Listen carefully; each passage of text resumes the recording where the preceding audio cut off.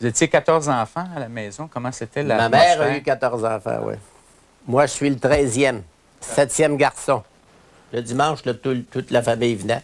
Puis les filles venaient avec leur chum. Mon père, il était vérificateur dans les palais de justice pour la Société des alcools, pour la commission des liqueurs dans ce temps-là. Il allait voir si les avocats étaient payés, puis si les amendes étaient rendues, puis si c'était déposé dans le compte de la commission des liqueurs. Mais souvent, c'était déposé ailleurs que là. Dans la caisse électorale? Non, il était déposé dans la poche d'un gars de là. Non, il s'est à partager ça. Puis alors, lui, qui était bien catholique, ça le scandalisait. Je veux dire, mon père, il allait à la messe tous les matins. Quand il était en dehors de la ville, au lieu d'aller à la pêche avec les gars, là, ben, il allait dans les maisons de retraite. Membre de la jeunesse indépendante catholique, mon père visite une colonie d'Abitibi en 1938. Il y voit mourir des jeunes et revient indigné de leurs conditions de vie. Dès lors, il s'engage dans la vie politique pour promouvoir des idéaux socialistes et démocratiques. À 22 ans, il adhère à l'Action libérale nationale.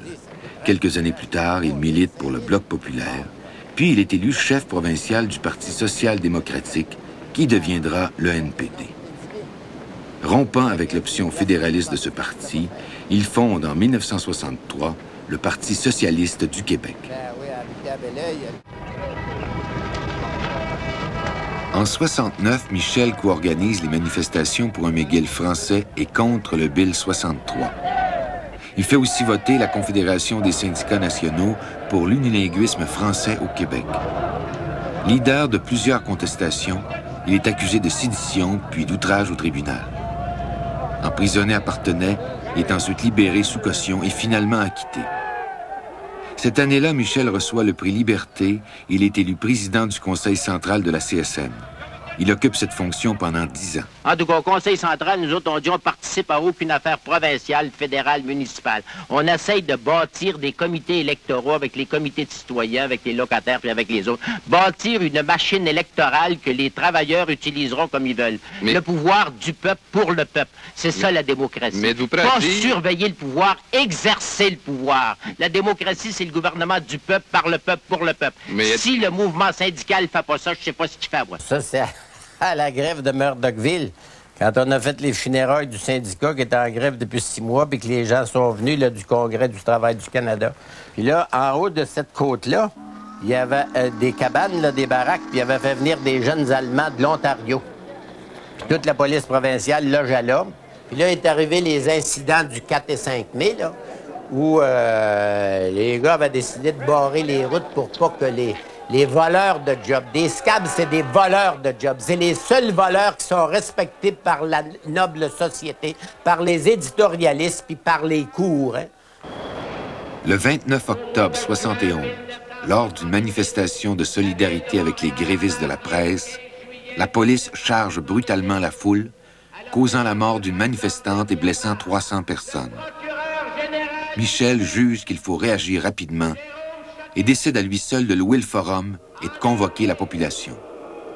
3 jours plus tard, 20 000 personnes répondent à l'appel.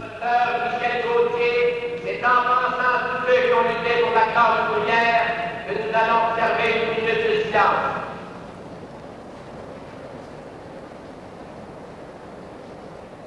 Le capitalisme, c'est amoral, asocial, apatride et anational, sans aucune espèce de considération humaine.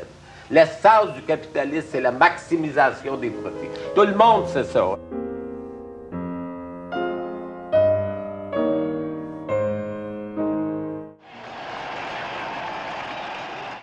On prendra le temps qu'il faudra. On va négocier les conventions qu'on voudra.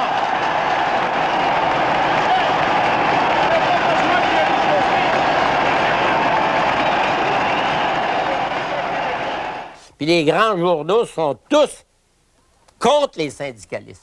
Dans la presse, par exemple, de Montréal, t'as à peu près 15 personnes, 15 journalistes qui s'occupent de la finance.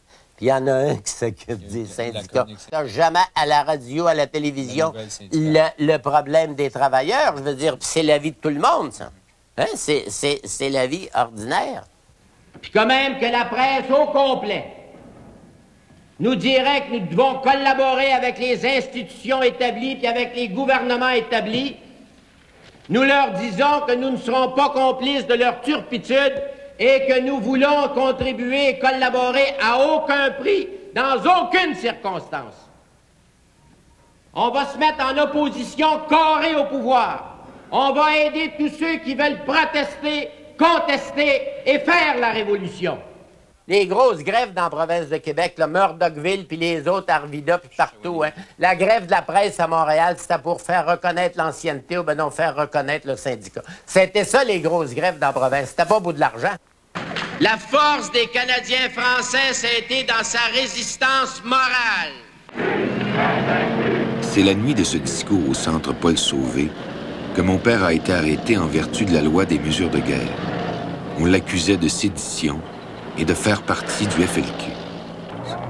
Pendant ces 4 mois de détention, il lit de la poésie et descend lui-même, comme au monastère 38 ans plus tôt. Mon père a beaucoup voyagé au Québec comme à l'étranger. Dès le début des années 60, Michel s'est intéressé à l'Amérique latine qu'il percevait comme une poudrière de travailleurs exploités. L'élection de Salvador Allende l'amène au Chili, et quand le nouveau président se fait assassiner en 1973, il participe à la mise sur pied du Comité de solidarité Québec-Chili.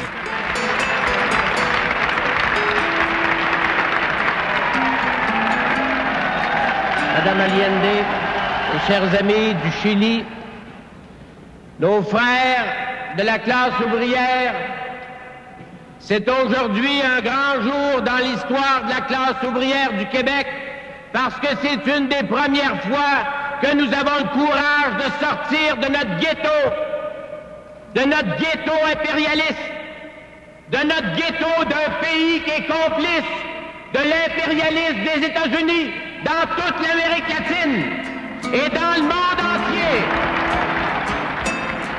En 1972, mon père parcourt l'Égypte, la Syrie, l'Irak, le Liban et la Palestine où il visite des camps de réfugiés. Peu après, il est invité au premier congrès de la Centrale des travailleurs cubains. Il ira aussi en Tunisie, en Libye et plusieurs fois en Europe.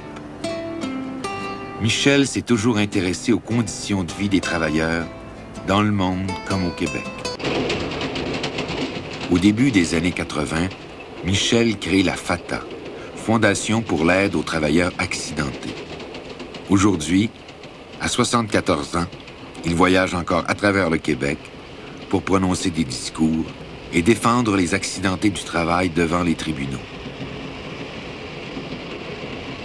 Ça n'a pas de bon sens. C'est pour ça que c'est important, une association comme a été faite ici. C'est le respect de soi-même. Si on n'a pas le respect de sa peau, c'est pas vrai qu'on va avoir le respect de sa langue puis qu'on va avoir le respect de son pays. Moi, je crois pas ça, moi. Qu'un gars, il aime sa femme puis il va se laisser mutiler.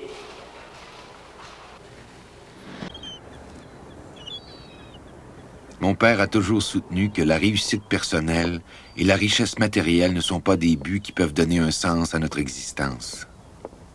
Avec son tempérament bouillant, son courage et ses talents d'orateur, il a défendu sa vision du socialisme toute sa vie, sans jamais faire de compromis, ni avec lui-même, ni avec les autres.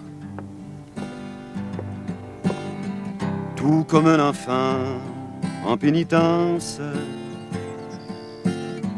dans chaque prison, il y a toujours un homme en train de chanter sa résistance, libre et fou comme un homme.